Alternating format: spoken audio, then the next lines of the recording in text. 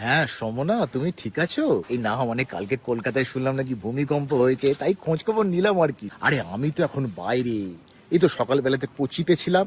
আরে কি মুশকিল, 30-এর উপর বয়স হয়ে গেছে, কোচি মানে আমি এমনি কোচি সেটা অন্য ব্যাপার, কিন্তু ছিলাম সকালবেলাতে কেরালার কোচিতে আর এখন আছি মুন্নারে। আরে মুন আর মানে আরে না না, মুনের কাছে আমি যাইনি, মুন্নার মুন্নার উফ, পুরোটা শোনো না রে বাবা, চারিদিকে খালি সিপিএম সমনা, ফিলিং নস্টালজিক। বলছি ভূমিকম্প কেমন কাটলো বলো না, মানে লোকে বলে হাওড়ায় কিছু হয় না, হাওড়ায় শিল্প হয় না, হাওড়ায় টোটো কমে না, কিন্তু হাওড়ায় ভূমিকম্প হলো তো না। বলো বলো কেমন ভূমিকম্প কাটালে? বুঝতে পারোনি?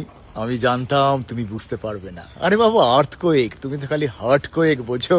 রে বলেছিলাম না সমনা বুঝবে না, খালি আমি ওর ভয়ে কাঁপলে সেটাই বুঝতে পারে। আসলে কেন কাঁপলো বলো তো? আমি তোমাকে ছেড়ে চলে এসেছি, সেই জন্য ধরিত্রী দুঃখে কাঁপছে। প্রেম ভালোবাসা ইশক ন্যাকামি, ওয়াও। আচ্ছা সমন একটু যেতে হবে, হ্যাঁ সুমনা ডাকছে। সুমনা না, সুমনা কোথায়?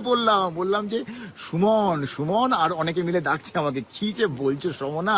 না না মানে আমি তো এসেছি এখানে অফিসের কলিগদের সঙ্গে এনজয় করতে, তুমি কি ভাবছো সুমনার সাথে এলাম?